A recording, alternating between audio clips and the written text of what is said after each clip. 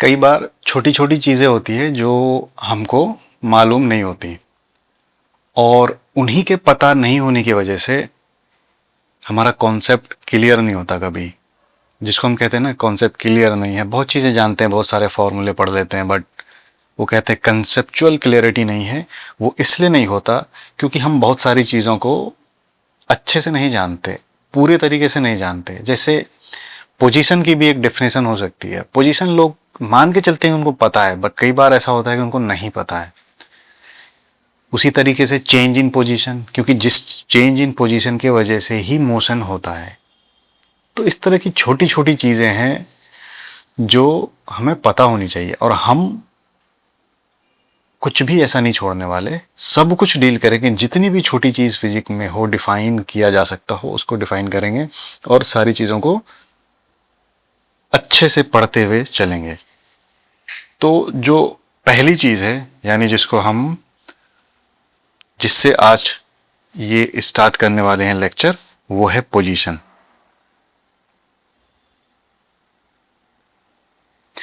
और एक चीज़ जो सबसे इम्पॉर्टेंट है वो ये है कि जो हमारा चैप्टर है या जो टॉपिक है, चैप्टर कह लो, टॉपिक तो छोटा छोटा होता है, वो है मोशन इन स्ट्रेट लाइन। तो हम जो भी बात करेंगे वो एक स्ट्रेट लाइन के लिए ही बात करेंगे। सब कुछ एक साथ पढ़ा देते हैं थोड़ा बहुत, फिर वो जब 2D मोशन पढ़ते हैं तो वो कंफ्यूज, मतलब वो बाद में बहुत सारी चीज़ों को बहुत पहले पढ़ा देते हैं, लोग भूल जाते हैं। तो जहाँ से हम स्टार्ट करने वाले हैं, मतलब जो हम पढ़ेंगे वो 1D मोशन ही पढ़ेंगे बस, यानी मोशन इन स्ट्रेट लाइन। अब ये पिछले वीडियो में बताया है कि मोशन इन स्ट्रेट लाइन को रेक्टिलिनियर मोशन भी कहते हैं, वन डायमेंशनल मोशन भी कहते हैं, ये दोनों भी चीज़ें कहते हैं। तो सबसे पहला काम, सबसे चीज़ें पढ़ते हैं पोजीशन। पोजीशन में दो चीज़ें होती हैं। एक तो पहला कि पोजीशन जो डिफाइन होता है ना, वो किसी रेफरेंस पॉइंट के लिए डिफाइन होता है। बिना रेफरेंस पॉइंट के पोजीशन नहीं बता सकते। पोजीशन बताने के लिए एक पॉइंट चाहिए होता है जिसके रिस्पेक्ट में बताते हैं कि उस ऑब्जेक्ट की पोजीशन क्या है, किसी भी ऑब्जेक्ट की। दूसरी चीज, पोजीशन के पास एक डायरेक्शन होता है। कहां से? विथ रिस्पेक्ट टू उस रेफरेंस पॉइंट से। ठीक है। अब वन डायमेंशनल मोशन या फिर मोशन इन स्ट्रेट लाइन, कहने का मतलब मोशन किसी एक एक्सिस के अलोंग है। इसका मतलब यह है कि मोशन हमारे किसी एक एक्सिस के अलोंग है। उस एक्सिस को यूजुअली कहते हैं, यूजुअली हमारा एक्सिस जो हम हॉरिजॉन्टल नंबर लाइन लेते हैं उसको यूजुअली हम एक्स एक्सिस ही कहते हैं। और वो जो हमारा रेफरेंस पॉइंट होता है वो होता है 0 पे, यानी जिसको हम ओरिजिन भी कहते हैं। ठीक है। तो पोजीशन इसी ओरिजिन के रिस्पेक्ट में डिफाइन होता है। ठीक है। अब कैसे करते हैं डिफाइन? मान लो हमारे पास कोई ऑब्जेक्ट है, वो है 5 मीटर पे, यानी नंबर लाइन पे या फिर एक्स एक्सिस पे 5 यूनिट्स फ्रॉम ओरिजिन। तो उस ऑब्जेक्ट का पोजीशन क्या आएगा? 5। ठीक है। और वही अगर ऑब्जेक्ट इधर 4 है, -4 पर कहीं है, तो उस ऑब्जेक्ट का पोजीशन क्या आएगा? -4। एक्चुअली में ये +5 है, जो लिखना जरूरी नहीं होता, लेकिन माइनस वाले को बताना जरूरी होता है। ठीक है। अब एक चीज बताओ, ये जैसे ही हम कह रहे हैं कि ये +5 है पोजीशन किसी ऑब्जेक्ट का, मान लो हमारे पास ये ऑब्जेक्ट यहाँ पर है, तो ये पता चल जा रहा है ना कि एक्स एक्सिस पे ये पॉजिटिव डायरेक्शन में है। और अगर हम कहते हैं कि वही ऑब्जेक्ट, कोई और दूसरा ऑब्जेक्ट, बी ऑब्जेक्ट, यहाँ -4 पर है, तो पता चल जाता है कि वो नेगेटिव एक्स एक्सिस पर है। यानी पोजीशन को जिस तरीके से डिफाइन कर रहे हैं, यानी डायरेक्शन पता चल जा रहा है। जैसे ही बता रहे हैं, +5 बोलते ही पता चल जाता है कि वो ओरिजिन से 5 यूनिट्स फ्रॉम ओरिजिन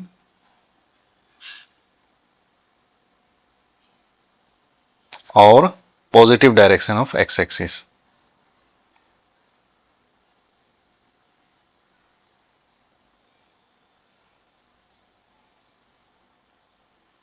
ठीक है। तो पोजीशन वन डायमेंशन में इसे कहते हैं। हम 2D भी पढ़ेंगे, हम 3D भी पढ़ेंगे, सब कुछ पढ़ेंगे। लेकिन जब 2D मोशन आएगा, मोशन इन प्लेन जिसे कहते हैं, वो आएगा। अभी मोशन इन स्ट्रेट लाइन पढ़ रहे हैं, जिसे कहते हैं मोशन इन वन डायमेंशन। अब हम चलते हैं दूसरी चीज की तरफ, चेंज इन पोजीशन। जिससे मोशन होता है, change in position he motion कहलाता है, वो अलग बात है।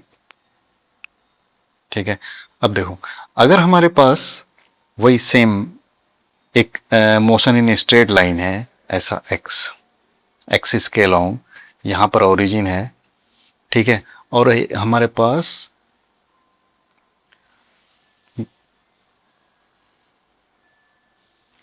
पोजीशन है, अभी एक पार्टिकल की पोजीशन है, वो है x1, बाद में हो गई x2, तो पोजीशन में चेंज कितना आया? एक चीज ध्यान रखना, पार्टिकल x1 से x2 गया है, चेंज कभी भी बोले ना तो चेंज हमेशा ही फाइनल माइनस इनिशियल होता है। क्योंकि जैसे लाइफ में कुछ चेंज हो गया, क्या होता है, जो सबसे बाद में हुआ, जैसे कि तुम्हारे पास कुछ पैसे थे, उसकी क्वांटिटी चेंज हो गई, तो कैसे बताओगे जो अभी कितना है पहले कितना, तो उसका डिफरेंस। तो चेंज फाइनल माइनस इनिशियल होता है, किसी भी चीज का चेंज इसी को कहते हैं। अब अगर वो चेंज इन पोजीशन है तो final position minus initial position, ठीक है। और अगर वो चेंज इन स्पीड है तो final speed minus initial speed, तो इसी तरह चेंज में। अब कोई पार्टिकल अगर x1 पोजीशन से x2 पोजीशन पे चला गया, अब x1 x2 इर्रेस्पेक्टिव ऑफ कुछ भी डायरेक्शन हो सकता है, ये x1 x2 इधर बनाया बट वो हो कहीं भी सकता है, तो उसका चेंज कितना आएगा? वो होगा x2 माइनस x1। तो इसी को कहते हैं चेंज इन पोजीशन। क्या होता है? Final position minus initial position.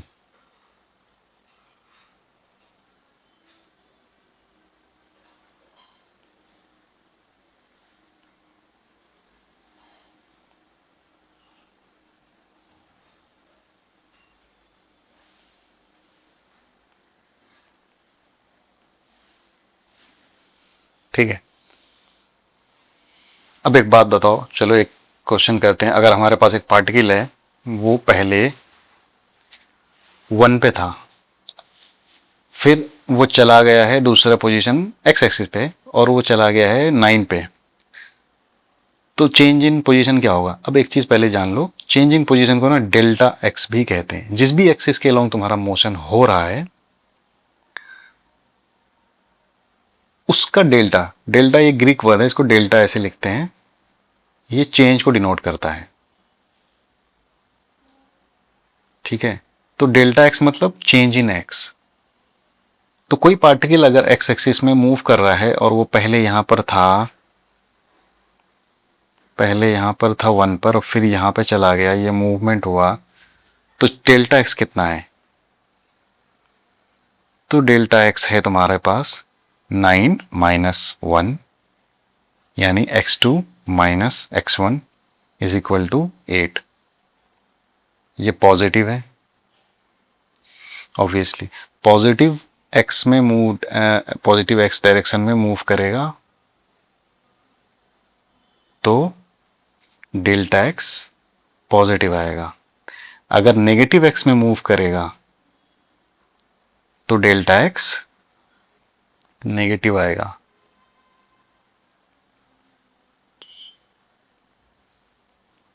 वो भी देख लेते हैं।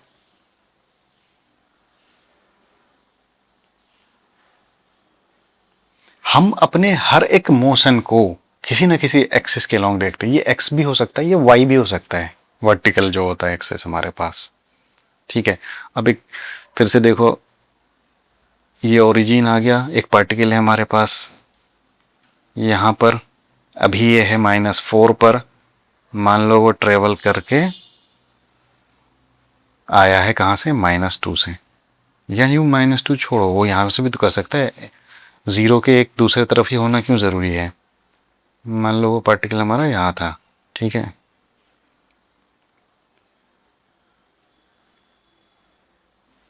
यहाँ था 1 पे पहले था, मूव करके चला गया -4 तक, तो डिस्प्लेसमेंट कितना है? तो मतलब चेंज इन एक्स कितना आएगा, डेल्टा एक्स। तो डेल्टा एक्स कितना होगा, फाइनल क्या है -4, इनिशियल कितना था -1, सॉरी 1, तो 4 - 4 is equal to -5 units. -5 units का मतलब ये होगा कि एक तो ये 1 इधर यहाँ पर और 4 यूनिट्स 0 से -4 जाने में, तो ये 5 यूनिट्स का डिस्प्लेसमेंट है नेगेटिव एक्स के डायरेक्शन में।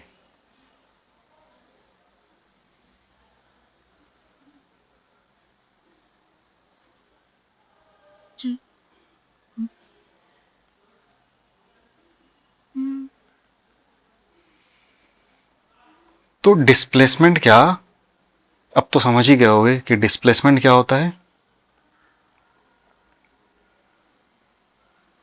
डिस्प्लेसमेंट होता है चेंज इन पोजीशन।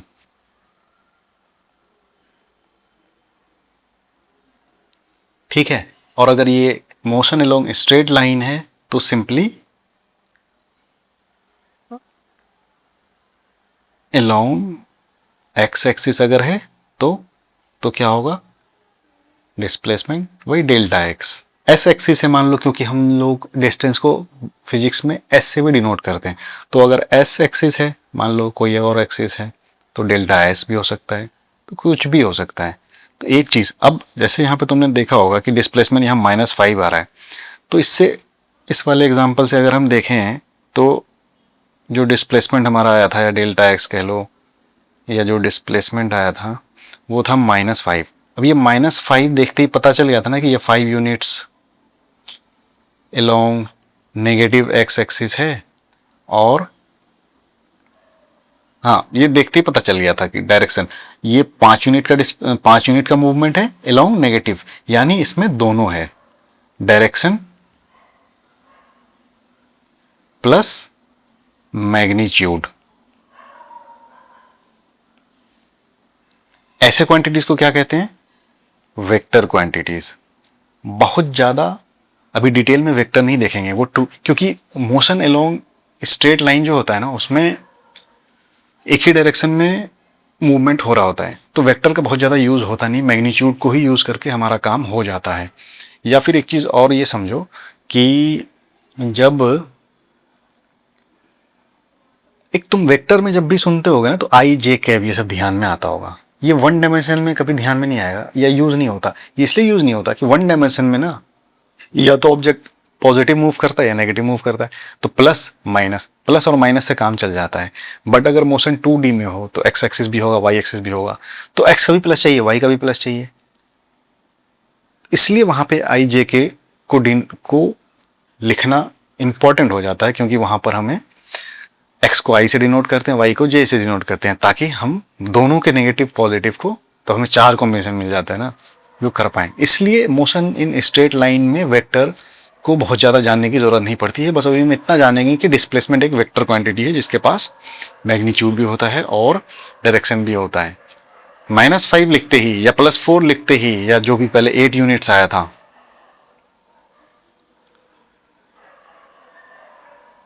यहां पर ये लिखते ही पता चल जाता है कि displacement along positive x axis है 8 यूनिट्स डिस्प्लेसमेंट है, और मैग्नीट्यूड 8 यूनिट्स है। तो डिस्प्लेसमेंट एक वेक्टर क्वांटिटी है। अब मान लो हमारे पास जो हम अभी एक्स एक्सिस में लिख रहे थे, मान लो हम वो एक ऐसे एक्सिस के अलोंग लिख रहे हैं जो जो जो वर्टिकल हो। हम कुछ भी लिख सकते हैं ना, एज्यूम तो कुछ भी कर सकते हैं, इस पे तो किसी का ये है नहीं। ठीक है,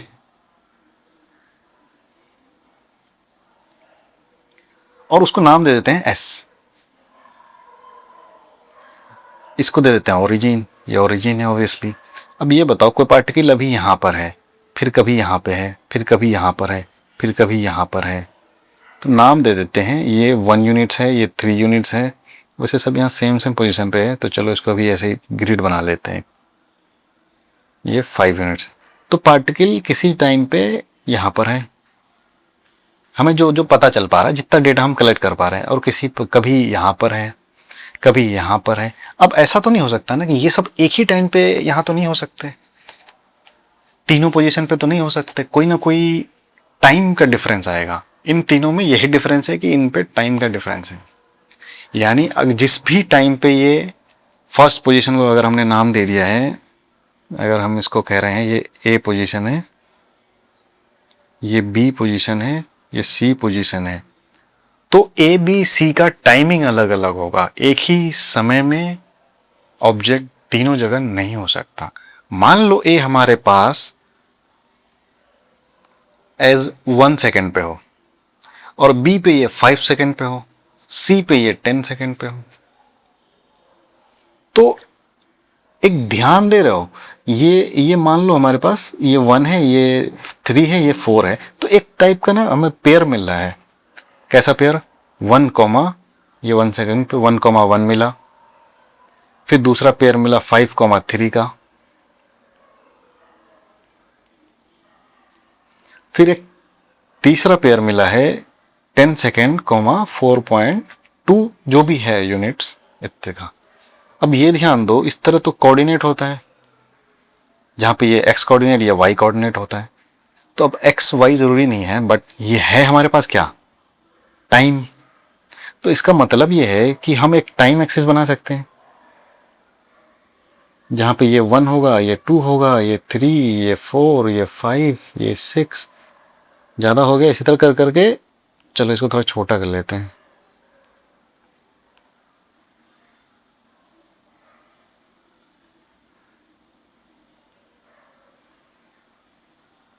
वन टू थ्री फोर 5 6 7 8 9 10। तो अब देखो 1,1 ये यहाँ पर आया। अब हम प्लॉट करते हैं इनको। फिर 5,3 यानी 5 नहीं, 5 हमारे पास क्या है? हाँ, टाइम है, तो टाइम एक्सेस पे लिया, इधर हमने इसको बना दिया है टाइम एक्सेस। अब हम इसको प्लॉट करेंगे। तो एक सेकंड पे हमारे पास कितने पेयर हैं? एक है हमारे पास 1,1, दूसरा है हमारे पास 5,3, तीसरा है हमारे पास 10,4.2। तो 1,1 यानी यहां से 1, यहां से 1, दूसरा है 5,3 यानी यहां से 3 और ये 5, उसके बाद ये हमारा है 4.2, 10। तो अगर ध्यान से देखा जाए तो ये हमारे पास ऐसा कुछ ग्राफ एक आएगा, ये कर्व आएगा, या कुछ, ये स्ट्रेट लाइन तो नहीं है, तो इस तरीके का कुछ आएगा, कोई कर्व आएगा। इस कर्व को क्या कहते हैं? इसको कहते हैं पोजीशन टाइम ग्राफ। क्या कहते हैं? Position time graph. यानी पोजीशंस को टाइम के रिस्पेक्ट में ग्राफ पर प्लॉट करते चलो, उसे कहते हैं पोजीशन टाइम ग्राफ।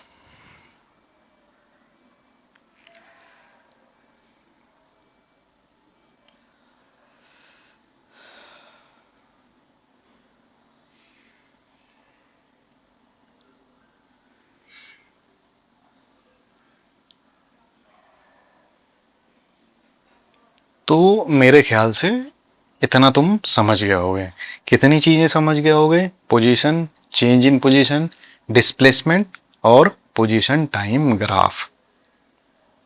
ठीक है, तो आज हम क्या क्या पढ़ लिए? पोजीशन, जिसके पास एक रेफरेंस पॉइंट होता है, जो रेफरेंस पॉइंट के लिए डिफाइन होता है, और डिस्टेंस फ्रॉम रेफरेंस पॉइंट होता है, डायरेक्शन होता है। और मतलब इसके दो कंपोनेंट दो होते हैं इसके। तो आज जो हम लोग पढ़े हैं वो है पोजीशन। इसके दो कंपोनेंट होते हैं, क्या क्या? डिस्टेंस फ्रॉम रेफरेंस पॉइंट, और रेफरेंस पॉइंट यूजुअली जो हमारा पास ओरिजिन होता है, और एक होता है डायरेक्शन, जो वन डायमेंशन के लिए या मोशन या स्ट्रेट लाइन के लिए प्लस और माइनस से डिनोट होता है, या यूं कह लो represented by plus and minus. दूसरी चीज हमने जो पढ़ी वो क्या है? चेंज इन पोजीशन, या हम इसको यहां से डेल्टा पोजीशन लिख देते हैं। जो क्या होता है, फाइनल माइनस इनिशियल पोजीशन। ठीक है, इसमें कितने कंपोनेंट हो गए, एक तो कितना यूनिट डिस्प्लेस हुआ,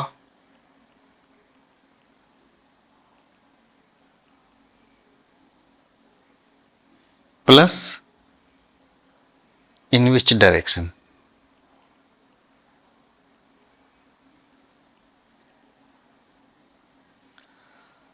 उसके बाद हमने देखा क्या, पोजीशन टाइम ग्राफ कह लो या फिर डिस्प्लेसमेंट। डिस्प्लेसमेंट और ये दोनों तो सेम ही चीज़ है। उसके बाद हम देखे position time graph.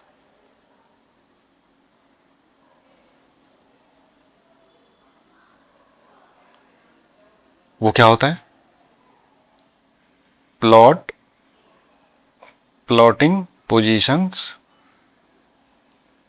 with respect to time on ST plane. ठीक है, यानी मतलब डिस्टेंस टाइम या डिस्टेंस टाइम प्लेन पे कह लो, प्लेन। तो ये इतना काफ़ी है, plotting position with respect to time. ठीक है, अब एक चीज, डिस्प्लेसमेंट तो होता है दो पोजीशन के बीच में चेंज। डिस्टेंस क्या होता है, देखो डिस्प्लेसमेंट होता है बिल्कुल straight line distance plus direction between two positions, but distance होता है टोटल पाथ ट्रेवल्ड। अब इसका डिफरेंस स्ट्रेट लाइन मोशन में समझ नहीं आता है, कैसे, इसका डेफिनेशन देखो, डिस्टेंस होता है पाथ ट्रेवल, और जो मैग्नीट्यूड ऑफ डिस्प्लेसमेंट होता है, क्योंकि डिस्प्लेसमेंट एक वेक्टर क्वांटिटी है इसलिए मैग्नीट्यूड लिख रहे हैं, तो मैग्नीट्यूड ऑफ डिस्प्लेसमेंट होता है straight line distance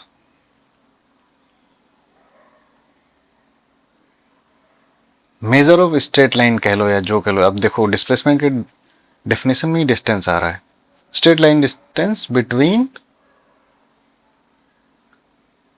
initial and final position. तो देखो जैसे कि हमारे पास अगर एक पॉइंट है वो ऐसे मूव करके यहां आ रहा है, तो ये जो मान लो अगर ये सेमी सर्कुलर है रीजन और ये आर रेडियस का है, तो इसका पेरीमीटर आएगा या सर्कमफ्रेंस के लो हाफ सर्कमफ्रेंस पाई आर। तो इस मोशन का ना जो यहाँ से यहाँ हुआ, ए से पार्टिकल मूव करके यहाँ बी तक पहुँचा, तो ये डिस्टेंस जो आएगा वो हुआ पाई आर, बट डिस्प्लेसमेंट आएगा 2r, क्योंकि एक आर यहाँ एक आर यहाँ। तो डिस्प्लेसमेंट ये जो स्ट्रेट लाइन डिस्टेंस है इसी को बोलते हैं। और डिस्टेंस क्या होता है, अब ये मोशन में 1D 2 डायमेंशनल मोशन है, तो 2 डायमेंशनल मोशन में डिस्टेंस और डिस्प्लेसमेंट के मैग्नीट्यूड का फर्क समझ में आता है। बट 1 डायमेंशनल मोशन में क्या होता है ना, 1 डायमेंशनल मोशन में अगर मान लो ऑब्जेक्ट तुम्हारे यहाँ पास यहाँ था फिर यहाँ पहुँच गया, तो एक तो ये पॉजिटिव डायरेक्शन में डिस्प्लेसमेंट तुम्हारा जो भी है, मान लो अगर x यूनिट्स हैं तो डिस्प्लेसमेंट आएगा x यूनिट्स प्लस x, मान लो अगर x यूनिट डिस्टेंस है तो डिस्टेंस आएगा, डिस्टेंस, अब डिस्टेंस क्या है, a से b वो भी x यूनिट है।